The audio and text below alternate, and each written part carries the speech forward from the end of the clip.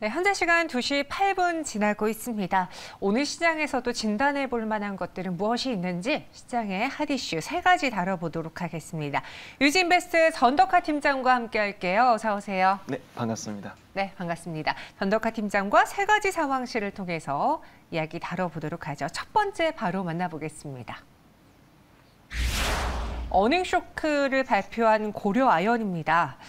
3분기 낮아진 아연 가격 탓일까요? 어닝 쇼크를 기록한 이유는 무엇일까요? 고려아연 사실 실적이 안 좋을 건 예상은 했었잖아요. 네, 맞습니다.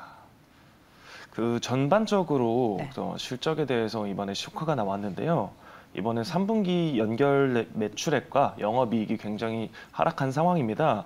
매출액은 2.7조 원으로 이제 전분기 대비 마이너스 3.7%밖에 안 되지만 영업이익이 1,506억 원으로 전분기 대비 마이너스 60.5%를 기록했습니다.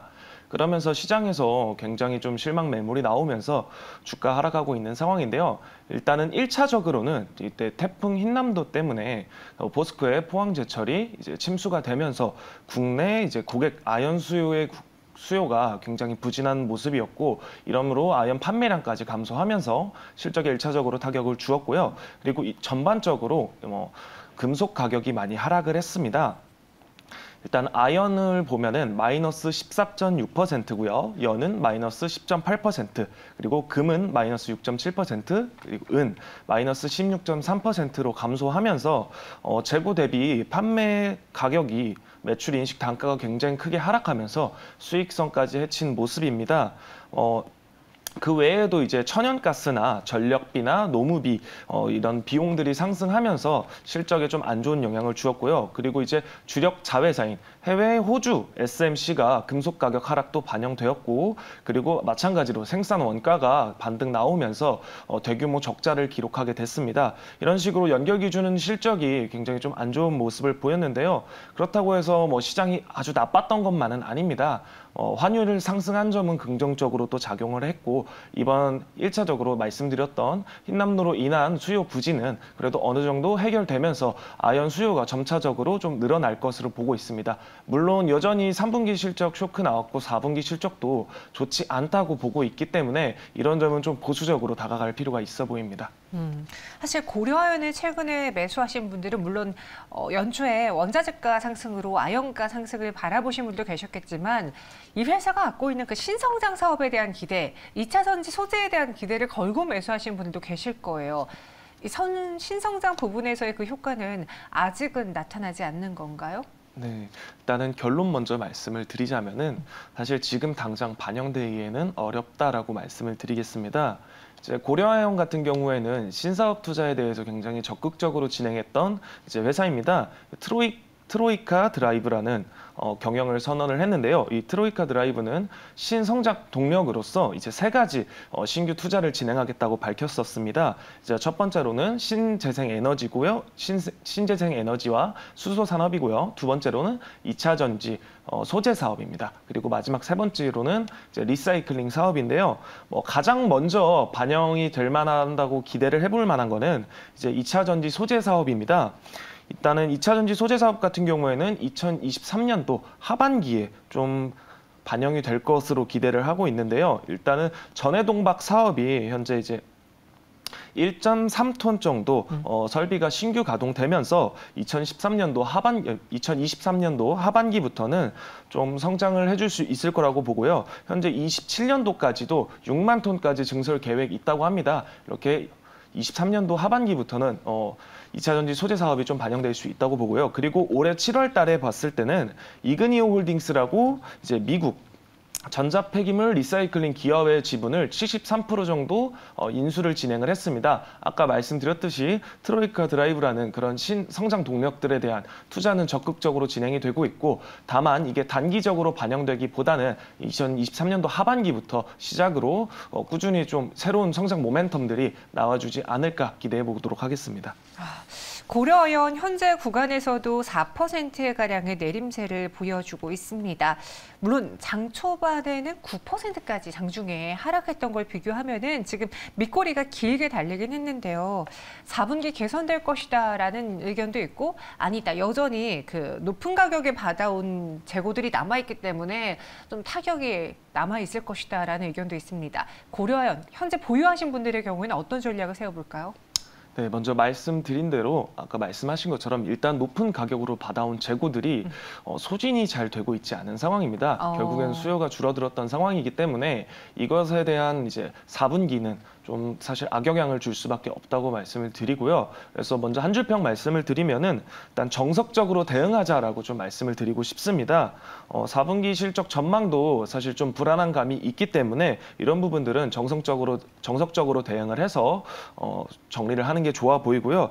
당장 신사업의 온기가 반영되기보다는 단기적으로 좀 하락에 대한 리스크가 더 커 보이기 때문에 이런 부분들은 감안을 해서 대응하는 게 좋아 보입니다. 그래서 신규 추천도 따로 추천은 드리지 않도록 하겠습니다. 네, 신규 매수 노 의견 드렸습니다. 가격이 좀 낮아졌다고 추가 매수를 해볼까, 지금 단가를 낮춰볼까 고민하신 분들의 경우에는 그러진 않는 게 좋겠다라는 의견으로 정리해 볼게요. 정석적으로 대응하자였고요. 두 번째 상황실 만나보시죠. 이제 실적 나올까요? 솔리드가 3분기 어닝 서프라이즈를 기록을 했습니다. 어떤 부분에서 실적이 잘 나왔는지요? 네, 전반적으로 3분기 실적 되게 크게 성장할 것이라고 많이 오늘 리포트도 나왔는데요. 네. 일단은 이제 3분기 매출액 먼저 알아보도록 하겠습니다. 연결 매출액 기준으로 봤을 때는 781억 원, 전년 대비 77% 성장할 것으로 전망하고 있고요. 그리고 연결 영업이익도 177억 원으로 흑자 전환하면서 전분기 대비 277% 기록할 것으로 예상하고 있습니다. 일단은 통신장비 업종에 대한 관심도도 솔리드를 통해서 굉장히 좋다라고 생각을 하고 있는데요. 먼저 이제 솔리드 같은 경우에는 미국향 DAS 매출액이 굉장히 급증하였습니다. 그리고 이제 오픈랜이라고 하는 매출도 빠르게 증가하면서 2023년도까지도 좋을 것이라고 보고 있고요. 이익도 같이 급증할 것으로 전망하고 있는 상황입니다. 네, 국내에서도 이런 장비 투자에 대해서도 꾸준한 수요가 나오고 있는 상황입니다. KT를 통해서 국내 중계기 매출도 계속해서 나오고 있는 상황이고, 그리고 추가적으로 이제 이전에 진행했던 이제 공사도 공사 비용도 꾸준히 들어오면서 굉장히 좋은 모습입니다. 런던 지하철 공사비도 계속해서 나와주고 있는 상황입니다. 그리고 추가적으로 봤을 때는 이제 솔리드에서 오픈랜에 대한 개발비가 굉장히 많이 들었었습니다. 이번 연도에 다 반영이 되었음에도 불구하고 이번 해 실적도 괜찮을 것이라고 보고 있는데요. 내년에는 이런 개발 삼각기가 전혀 줄어들면서 오히려 더 좋은 모습을 보여줄 것으로 기대하고 있습니다. 네, 통신장비주 전반에 해당될 수 있다라고 봐도 괜찮을지, 일단 말씀해 주신 것처럼 5G 수출 성과가 나오면서 전 사업부 고르게 호실적을 기록한 솔리드였거든요. 그럼 이게 이 회사, 한 회사만의 이야기인지, 우리가 코로나 때문에 뭐 사업도 지연되고 돈도 벌지 못했던 통신장비주가 이제는 물꼬가 튀었다라고 봐도 되는 건지 어떻게 봐야 될까요? 일단 당장으로서는 무작정 다 좋아졌으니 매수하셔라라고 말씀드리기는 조금 어렵습니다. 네. 물론 이제 코로나로 인해서 지연됐던 통신 장비 업종들이 굉장히 주가가 하락하면서 밸류에이션 자체는 주가 대비 굉장히 매력도가 있는 가격이기는 합니다. 일단 솔리드가 선발 주자로서 통신 장비 업종에 좀 개선을 해줄 수 있을지, 투자 심리를 개선해 줄 수 있을지가 또 영향을 줄 것이라고 보는데요. 일단은 전 세계적으로 5G 투자가 많이 지연이 됐던 상황입니다. 그렇기 때문에 이번에 나오는 수출들이나 아니면 수요가 꾸준히 이어진다면은 긍정적인 신호로 일단은 받아들일 수 있고요. 국내 통신 3사 쪽에서도 본다면은 SK텔레콤이나 KT 그리고 LG U+ 봤을 때 실적도 굉장히 좀 견조하게 나오고 있는 상황입니다. 그렇다는 것은 결국에는 지연됐던 5G 투자가 다시 한번 나와줄 수 있는, 이동 3사에 대한 투자가 다시 나와줄 수 있는 좀 시그널이 되지 않을까라고 볼 수 있고요. 그리고 이제 시장 성장성을 봤을 때는 연평균 이제 광중기기 같은 경우에는 연평균 6.5% 성장 전망이 나오고 있습니다. 지금 새로 성장하는 시장들을 봤을 때는 사실 뭐 2차 전지나 뭐 수소나 뭐 로봇, 드론 이런 신사업들 같은 경우에는 굉장히 큰 성장률에 대비해서는 그렇게 커 보이지는 않지만요. 결국에는 이런 신사업들과 5G는 연관성이 굉장히 높기 때문에 같이 성장할 수밖에 없습니다. 뭐 지금 새로 뜨는 시장들 자율주행이나 AI 그리고 AR, VR, 그리고 로봇 산업 등과 같은 결국에는 트래픽이 증가하는 요소이기 때문에 5G랑은 연관될 수밖에 없고요. 그리고 오히려 코로나로 인해서 지연됐던 5G 투자가 5.5G나 6G로 바로 연결될 수 있는 그런 큰 사이클의 투자가 나와줄 수 있는 기회로 연결될 수도 있습니다. 네, 그러니까 이걸 벌써부터 솔리드의 실적이 잘 나왔다고 전 5G 통신 장비주 이제 시작이야라고 보기에는 아직 체크할 게 있어 보입니다. 네, 맞습니다. 그럼 비이성적인 주가 하락에 밸류 매력까지 더해진다라는 솔리드, 이 종목은 어떻게 봐야 될까요? 이제는 이성적인 주가 위치로 다시 제값을 찾아갈 수 있을지 솔리드에 대한 투자 의견, 그리고 솔리드 혹시 같이 갈 만한 그런 통신 장비주도 있는지 이야기해 주시죠. 네, 일단 한 줄 평 먼저 말씀드리면요. 네. 결국 필요한 초고 주파수라고 말씀을 드리고 싶습니다. 말씀드렸다시피 데이터 트래픽이 늘어나면서 신산업들과 같이 성장할 수밖에 없는 상황이고요. 그리고 필수 불가결하게 이런 5G 업종들이 늘어날 수밖에 없습니다. 다만 아까 물어보셨는데 여러 가지 이제 다른 통신 장비주들이 있는데 솔리드랑 같이 볼 만한 종목이 무엇이 있느냐라고 하셨어요. 사실 아직까지는 솔리드만 보는 게 맞다고 생각을 합니다. 왜냐하면 솔리드 같은 경우에는 5G 통신 장비 제외하고도 이번에 시장에서 핫한 네온시티 관련주로도 부각이 될 수가 있기 때문인데요. 솔리드 같은 경우에 원래 기존에 인빌딩이라고 해서 광중계기나 아니면은 5G 단에서 이제 연결해주는 그런 DAS나 이런 것들을 잘 만들었기 때문에 이번에 새로 만드는 스마트 도시 통신망 관련해서도 모멘텀을 기대할 수 있기 때문에 다른 통신 장비주 대비해서도 네옴시티라는 관련주가 엮이면서 좀 더 시장에서 크게 부각을 받는 게 아닌가라는 생각이 듭니다. 그래서 신규로 통신 장비주를 들어가기보다는 현재 이런 네온시티 관련주와도 연결돼 있는 솔리드 정도만 일단은 보는 게 맞다고 생각됩니다. 알겠습니다. 솔리드로 한정을 해볼게요. 그럼 가격 전략은요? 네, 일단은 매수가는 네. 4,750원 드리고요. 목표가는 5,800원, 그리고 손절가 4,250원 잡아드리도록 하겠습니다. 알겠습니다. 솔리드 한 종목에 대한 집중으로 해보셔야겠습니다. 마지막 상황실 만나보시죠. 사우디가 선택한 수소입니다. 정말 여기저기 뉴스가 나오면서 이 업종, 저 업종 다 지금 사우디발, 네옴시티발 움직임을 보여주고 있습니다. 사우디 실세 빈살만 그 방안이 이달로 유력한 상황이거든요. 이 왕세자가 오게 된다면 하반기 최대 이슈가 될 것이다. 특히 이번엔 수소 에너지 그리고 투자 협력을 논의할 것이라고 하는데요. 어떤 내용입니까? 네, 일단은 사우디와 한국 에너지 장관들이 이미 이 화상 면담을 통해서 수소 협력 방안에 대해서는 논의를 했다고 합니다. 양국이 이제 수교가 60년 정도, 60주년으로 이제 굉장히 또 긴밀한 관계였기 때문에 석유 화학이나 이제 플랜트와 같은 에너지 부분에서도 협력 투자를 계속해서 얘기를 하고 있는 상황이고요. 이제 다음 주 주말에 사우디 투자부 장관이 한국에 방문하는 것으로 확인되었습니다. 뭐 빈살만 왕세자 같은 경우에는 이제 G20 끝나고 G20 정상회의 끝나고 방한할 가능성이 좀 더 커지고 있기 때문에 이런 기대감이 좀 먼저 작용되는 것으로 보이고요. 사우디 같은 경우에는 이제 아까 말씀드렸다시피 네옴시티라는 700조 원 규모의 이제 수소, 태양광, 풍력과 같은 에너지 친환경 에너지 기반으로 한 스마트 시티를 만들고 있기 때문에 여기에 따른 일부 비중에 대한 수소 관련해서도 좀 모멘텀이 나와줄 수 있지 않을까. 다만 그렇게 비중이 커 보이지는 않는 모습이기는 합니다. 네, 그 정도로만 보시면 될 것 같습니다. 사실 수소 관련주가 조용했잖아요. 뭔가 2차 전지주처럼 뭔가 우리의 미래차의 종착은 수소일 것이다라는 이야기 속에 한때 수소 테마주들이 크게 시세를 분출했던 때가 있었는데 반짝이었어요. 이 연속성을 갖기까지에는 2차 전지주들의 그 연속성을 보여주기까지에는 아직 수소 업체들에게는 시간이 필요한 건지 이 시세 분출, 특히 연속성을 갖는 시세 분출은 언제쯤 나와줄까요? 네, 먼저 말씀드릴 텐데 네. 네옴시티 관련 모멘텀은 그렇게 길게까지는 나와주지는 않을 거라고 생각을 하는데요. 그렇다고 해서 수소 전망 자체를 나쁘게 보는 것은 아닙니다. 이제 수소가 타 업종과 비교했을 때 보면은 시세가 분출이 그렇게 많지가 않은데요. 결국에는 이제 뭐 태양광이나 풍력과 대비해서도 굉장히 좀 위험 요소가 있기 때문에 그런 점이 좀 가만히 돼서 시세 분출이 나오기가 쉽지 않은 것으로 보입니다.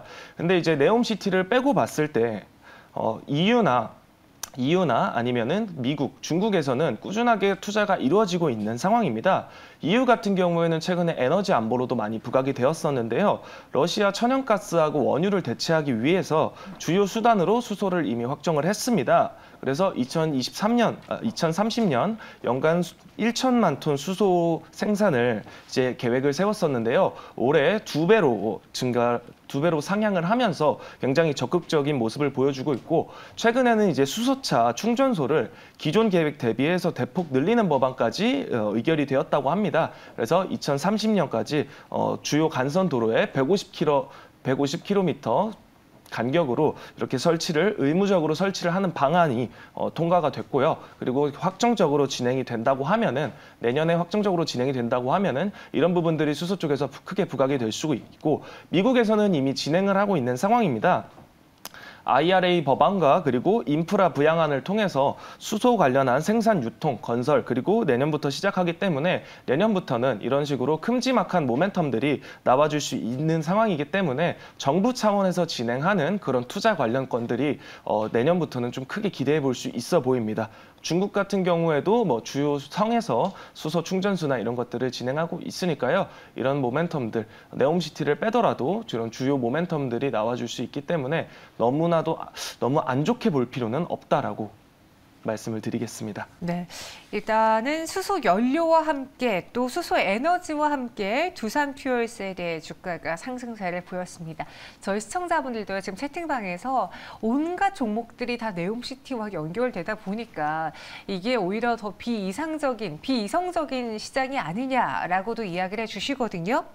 두산퓨얼셀은 그럼 지금 네옴시티발 기대, 이벤트를 봐야 될까요? 두산퓨얼셀이 자체로 갖고 있는 수소라는 성장성을 봐야 될까요? 투자 의견 주시죠. 네, 이제 한 줄 평 말씀드리면요. 네. 원유로 맺어진 동맹이라고 좀 말씀드리고 싶습니다.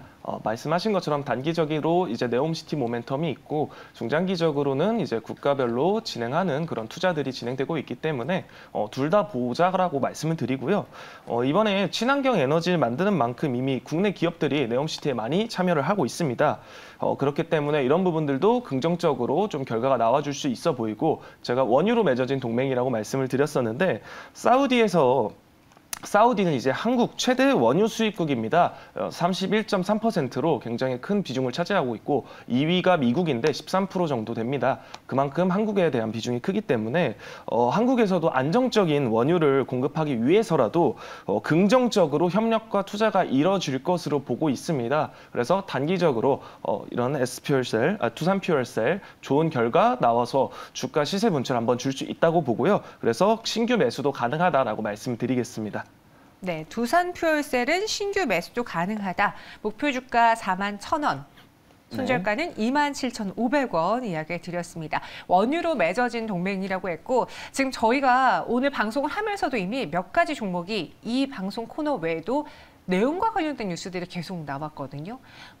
쉽게 말해서는 원자재, 건설 기자재, 건설 이런 것들도 있고, 최근에 에너지까지 더해지고 있고, 내용과 연결이 안 된 종목이 거의 없다라고 하는데, 전덕화 팀장은 개인적으로 포트 안에 이런 네옴시티 관련주를 담고 있는 중이세요? 아니면은 단순히 이슈로만 보면서 살짝 발을 빼고 계십니까? 일단은 조금 보수적으로 접근하고 있는 편이기는 합니다. 네.